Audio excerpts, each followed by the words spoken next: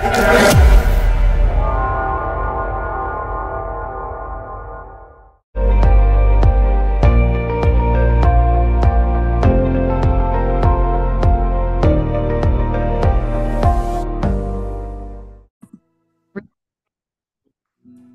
selamat pagi sahabat GSCC yang diberkati oleh Tuhan Yesus Kristus.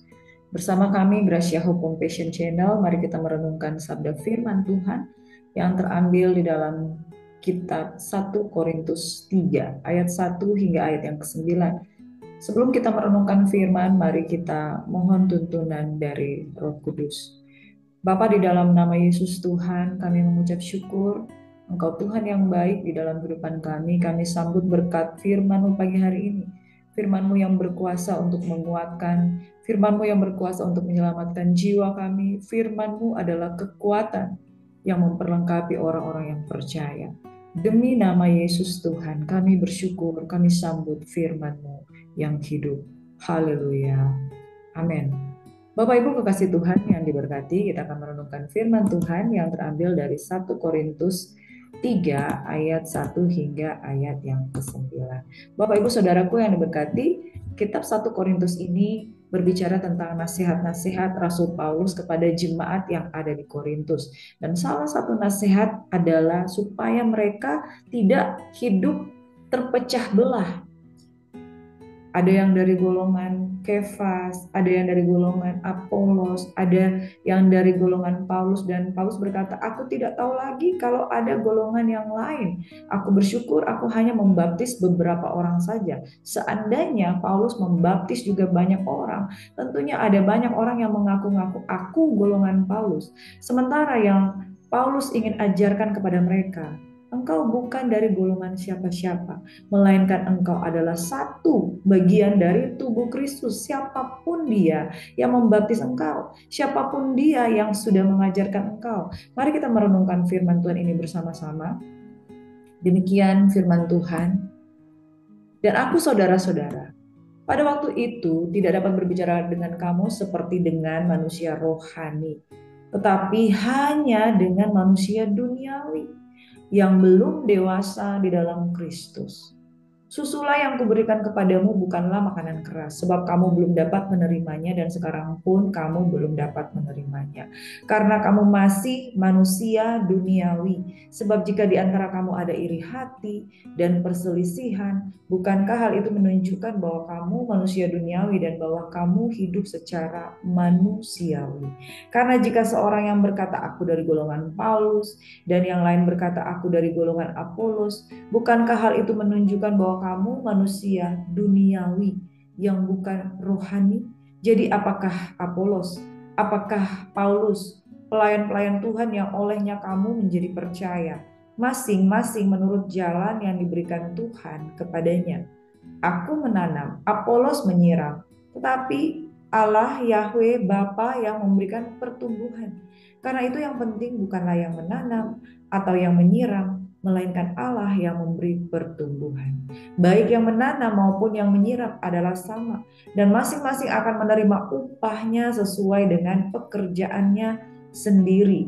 Karena kami adalah kawan sekerja Allah, kamu adalah ladang Allah, bangunan Allah. Bapak Ibu Saudaraku yang diberkati, beberapa poin penting yang saya bacakan di sini berturut-turut adalah perselisihan itu terjadi oleh karena orang-orang yang melayani, orang-orang yang terlibat di dalam jemaat waktu itu adalah masih manusia duniawi. Ya, kemarin kita sudah belajar tentang manusia duniawi itu mereka tidak dapat menerima sesuatu yang dari Allah. Bagi mereka itu adalah suatu kebodohan. Karena mereka tidak memiliki pikiran Kristus. Manusia rohani menilai segala sesuatu tapi dia sendiri tidak dinilai. Sedangkan manusia duniawi tidak dapat menerima perkara-perkara rohani. Mereka menganggap itu sebagai sebuah kebodohan. Jadi saudara, jika terjadi perselisihan yang tajam di dalam satu komunitas pelayanan, berarti di situ ada orang-orang yang berpikiran duniawi, dikuasai oleh iri hati, perselisihan, percideraan, perpecahan. Jauhilah mereka itu. Sebab firman Tuhan berkata perbuatan daging telah nyata. Orang-orang yang hidup di dalam hawa nafsu. Jadi pikiran-pikiran duniawi. Jikalau itu masih ada dalam sebuah komunitas, salah satu pemicunya perselisihan itu manusia duniawi. Saudara, bukankah penting bagi kita untuk menilai diri kita sendiri? Saya ini manusia rohani atau saya masih manusia duniawi? Kita hidup di dalam dunia bukan untuk dikuasai dunia, tapi kita hidup di dalam dunia untuk menguasai dunia. Sebab firman Tuhan katakan di dalam Kejadian 1 ayat 26 hingga 27 bahwa kamu akan berkuasa. Ya, kamu akan berkuasa, kamu akan menerima kuasa, saudara. Kalau roh Tuhan turun atas kamu di dalam Kisah Rasul 1 ayat 8, kamu akan menerima kuasa. Dan kuasa itu bukan untuk mengizinkan hawa nafsu dan manusia daging, manusia keduniawian itu menguasai kita. Ya, kalau kita hidup di dalam daging, kita mematikan perbuatan-perbuatan roh. Nah, saudara, perselisihan terjadi karena masih hidup di dalam manusia duniawi. Juga ciri-ciri manusia duniawi itu nggak bisa mendapatkan makanan keras. Ditegur tersinggung, ditegur lari, ya, diberikan penjelasan tentang segala sesuatu tidak bisa menerima. Saudara, hati yang seperti ini adalah hati yang masih keras, masih perlu digali, masih perlu dibentuk, masih perlu diolah. Tanah hati yang berbatu-batu, tanah hati yang keras. Jika seorang berkata, aku dari golongan Paulus, aku dari Apolos, bukankah kamu duniawi? Masih memeta-metakan komunitas, kamu duniawi dan tidak rohani. Tuhan memberi pertumbuhan. Apolos menyiram, Paulus menanam. Yang penting bukanlah siapa yang menanam, siapa yang menyiram, melainkan Tuhan yang memberikan pertumbuhan. Baik yang menanam maupun menyiram sama, masing-masing akan ada upahnya. Nah, saudaraku yang diberkati, para rasul adalah kawan sekerja Tuhan. Amin. Saudara, ketika saudara melayani, terimalah saudara-saudaramu sebagai rekan sekerja. Dan jiwa-jiwa itu jemaat Tuhan adalah ladangnya Tuhan, bangunan Allah. Mari kita tangkap poin di sini untuk belajar firman Tuhan pada pagi hari ini, yaitu panggilan untuk gereja Tuhan adalah panggilan untuk membangun kesatuan bersama. Kamu adalah ladangnya Tuhan. Kita dipanggil bukan untuk terpecah-pecah, tapi kita dipanggil untuk membangun bersama. Membangun apa, saudara? Tubuh Kristus. Salib itu ya vertikal, horizontal, itu yang membangun hubungan Tuhan dengan manusia, dan manusia dengan manusia itu akan diperdamaikan di dalam satu darah Kristus Yesus. Nah, saudara, poin yang pertama yang kita akan renungkan pagi hari ini bahwa perpecahan muncul karena kedewasaan rohani yang tidak bertumbuh, atau ketidakdewasaan rohani, atau kamu masih manusia duniawi. Paulus menyebut jemaat di Korintus sebagai manusia duniawi, bukan rohani.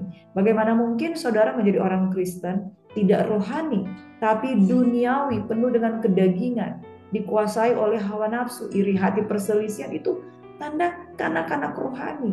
Bertengkar, tidak malu-malu untuk bertengkar, bermusuhan. Banyak gereja masa kini stagnan, tidak bertumbuh, terlalu fokus pada hal-hal lahiriah, terhadap persembahan, terhadap pembangunan gereja secara fisik, dan mengabaikan belas kasihan. Terlalu fokus pada hal lahiriah dan manusiawi, bukan pada Kristus. Ketika orang percaya lebih tertarik pada siapa sih yang menjadi pemimpin, tradisi apa, gaya pelayanan bagaimana, daripada Kristus sendiri, maka gereja mudah terpecah. Ratusan sinode telah muncul oleh karena setiap orang punya egosentrisnya sendiri. Ternyata rupa-rupanya firman Tuhan ini sudah disampaikan ratusan tahun sebelumnya, bahkan mencapai 2000 tahun ya. Saudara, 2000 tahun ini sudah tahun 2025 ya, awal-awal pertumbuhan gereja Tuhan itu sudah terjadi yang namanya perpecahan. Bapak Ibu Saudara yang diberkati, jangan karena perbedaan denominasi maka saudara tidak menjadi orang yang saling mengasihi. Aplikasinya, ayo kita renungkan, kita ini sebenarnya sudah dewasa atau tidak? Orang yang mudah tersinggung, suka compare, dan tidak tahan konflik, pecah di sini, pindah gereja, tiba di gereja yang baru, masalah, tidak bisa menerima pemimpin punya teguran, keluar lagi. Nah, saudara, sudahkah engkau menjadi orang yang dewasa, orang yang rohani, atau masih sangat-sangat duniawi? Atau sudahkah kita bertumbuh dan memperjuangkan kesatuan dalam Kristus? Sudahkah saudara ketika di dalam satu komunitas bisa menerima satu dengan yang lain? Atau saudara sulit untuk menerima pendapat orang lain? Yang kedua, kesatuan gereja harusnya dilandaskan pada Kristus. Paulus menanam, Apolos menyiram, bukankah Tuhan yang memberikan pertumbuhan? Perpecahan itu bisa terjadi karena ini hamba Tuhan bukan idol ya saudara. Kalau kita mengandalkan pemimpin rohani, lalu kita lupa bahwa pemimpin hanya saluran, ketika mereka jatuh kita tersandung. Nah, kita harus ubah cara pandang. Jangan bangun gereja itu atas nama siapa yang paling besar, ya, tapi arahkan hati dan pujian kita hanya pada Kristus kepala gereja. Sehingga jika terjadi sesuatu kepada pemimpin, entah dia jatuh, entah dia meninggal, entah dia melakukan hal-hal yang lain di luar Tuhan, saudara tetap bertumbuh. Pertumbuhan kita tidak dilandaskan pada manusia, tapi kita bertumbuh dilandaskan pada Kristus. Dan kesatuan hati itu perlu dibangun. Poin yang ketiga, bahwa kita itu bukan musuh.